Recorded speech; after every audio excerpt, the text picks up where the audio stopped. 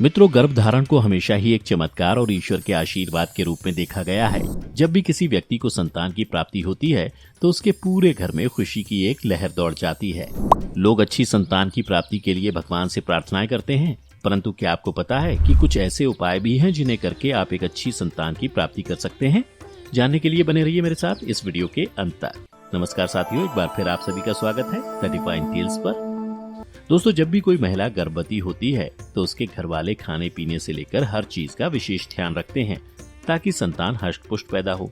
इसी प्रकार कुछ अन्य घरेलू नुस्खे और बाकी चीजें अपनाई जाती हैं। एक अच्छी संतान की प्राप्ति लगभग प्रत्येक परिवार की चाहत होती है। वे इसके लिए हर प्रकार के उपाय अपनाने की कोशिश करते हैं। आइए जानते हैं ऐसे ही कुछ उपाय। बताया जाता है कि हमारी सनातन संस्कृति के अनुसार यदि गर्भाधान के समय स्त्री और पुरुष दोनों अपने मन में अच्छे विचार लाते हैं और अपने चारों ओर अच्छे वातावरण का निर्माण करते हैं, जैसे सुबह उठकर ईश्वर से प्रार्थना करना, उनकी पूजा अर्चना करना, घर की सफाई का विशेष ख्याल रखना, हमेशा सात्विक भोजन करना आदि। भोजन पर विशेष ध्यान देने के लिए इसलिए कहा गया है क्योंकि अन्न या भोजन से ही बच्चे के शरीर का निर्माण होता है। जब माँ भोजन करती है तो वही भोजन उसके गर्भ में जाकर उसके बच्चे का अंग निर्माण करता है और उसे ऊर्जा प्रदान करता है। यदि माँ भोजन करना ही छोड़ दे तो बच्चे का भ्रूण अंदर ही अंदर मर जाएगा। इसीलिए कहा जाता है कि भोजन को हमेशा भगवान का भोग लगाने के बाद ही ग्रहण करना चाहिए, क्योंकि भगवान के भोग के बाद वह भोजन प्रसाद में बदल जाता है। और जब गर्भवती स्त्री प्रसाद को ग्रहण करती है तो उसकी संतान का निर्माण भी ईश्वर के प्रसाद से होता है। प्रभु प्रसाद से निर्मित संतान पैदा होने के बाद सभी प्रकार के रोग और व्याधियों से मुक्त होती है। यह माना जाता है कि जिस प्रकार माता पिता की बीमारियां बच्चों में पीढ़ी दर पीढ़ी स्थानांतरित होती हैं, उसी प्रकार माता पिता के गुण और विचार भी पीढ़ी दर पीढ़ी स्थानांतरित होते हैं। इसीलिए गर्भधारण के बहुत पहले से ही माता पिता को अपने आचरण को सुधार लेना चाहिए, क्योंकि अगर माता पिता का आचरण अच्छा होगा तो आगे चलकर बच्चों का आचरण और बेहतर होगा। इसके अलावा जब संतान पैदा हो जाती है तो उसके बाद माँ बाप को अधिक सतर्क रहने की आवश्यकता होती है। कभी भी बच्चे के सामने अभद्र और बेकार किस्म की बातें नहीं करनी चाहिए, क्योंकि बच्चे सब कुछ सुनते हैं। बच्चे अपने घर, अपने माँ बाप और अपने आसपास से ही सब कुछ सीखते हैं। जैसे उनसे बड़े लोग व्यवहार करते हैं, उनको देखकर वैसा ही करने की कोशिश करते हैं। जैसा व्यवहार, जैसी बातें बच्चों के मस्तिष्क में छप जाती हैं, वे अपने कार्यों और आदतों के माध्यम से उन्हीं बातों को प्रदर्शित करने की कोशिश करते हैं। बच्चों से कभी नशा आदि से संबंधित बेकार वस्तुओं को लाने के लिए नहीं भेजना चाहिए, क्योंकि जब वह बच्चा आपको नशा पत्ता करते देखता है तो वह सोचता है कि पिताजी खा रहे हैं तो कुछ अच्छा ही होगा, और वह आपकी नकल करने की कोशिश में खुद भी खाना शुरू कर देता है और बाद में उसे नशे की लत लग जाती है। इसीलिए हमेशा एक जागरूक और जिम्मेदार माँ बाप बनने की कोशिश करनी चाहिए।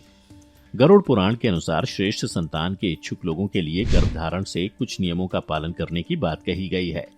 साथ ही कहा गया है कि इससे संतान गुणवान, योग्य, यशस्वी पैदा होती है और दीर्घायु प्राप्त करती है। गरुड़ पुराण के अनुसार एक अच्छी संतान प्राप्त करने के लिए जिन दिनों में महिला को माहवारी होती है, उन दिनों में पति और पत्नी दोनों को ब्रह्मचर्य का पालन करना चाहिए।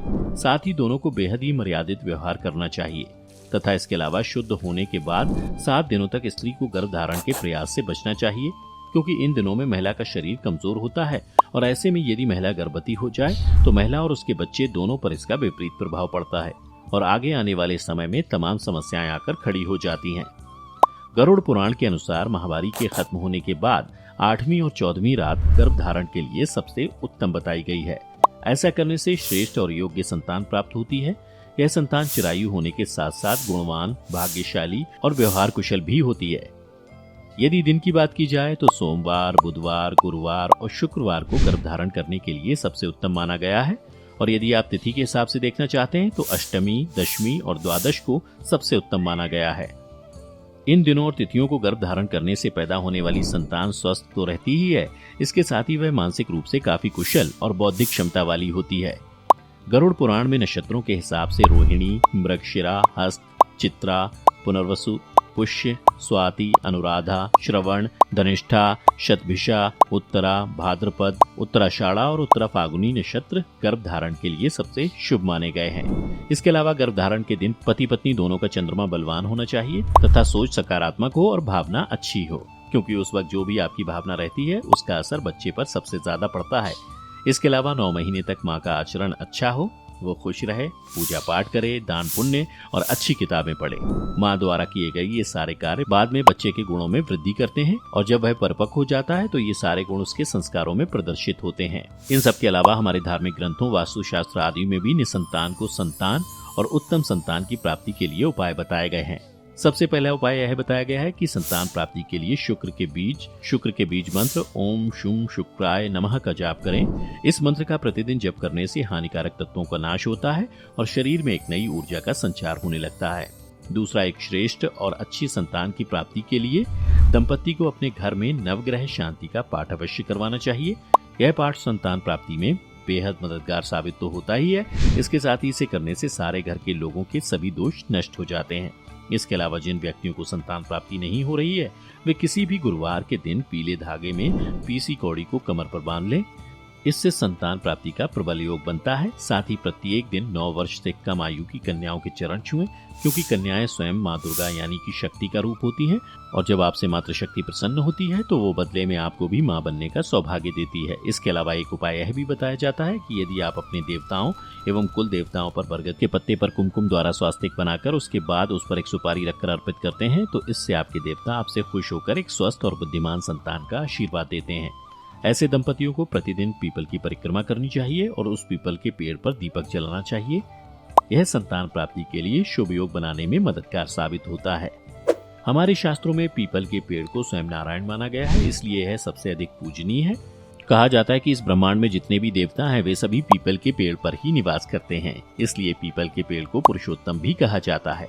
संतान की इच्छा रखने वाली स्त्रियों को सर्प पूजन अवश्य करना चाहिए, इससे संतान दोष दूर हो जाता है। इसके साथ ही पूरी श्रद्धा एवं भाव के साथ प्रतिदिन इस मंत्र देवकी सुत गोविंद वासुदेव जगतपते देहि में तनयम कृष्ण कृष्ण त्वामहम शरणंगता का 108 बार जप पूरे वर्ष करना चाहिए। ऐसा करने से संतान प्राप्ति की मनोकामना जरूर पूरी होती है। तो साथ ही आज के वीडियो में बस इतना ही। आशा करता हूँ कि आपको ये वीडियो पसंद आई होगी। कृपया वीडियो को लाइक करें, शेयर करें और चैनल को सब्सक्राइब करना ना भूलें। मिलता हूँ आपसे अगले वीडियो में, तब तक के लिए मुझे दें इजाजत। धन्यवाद।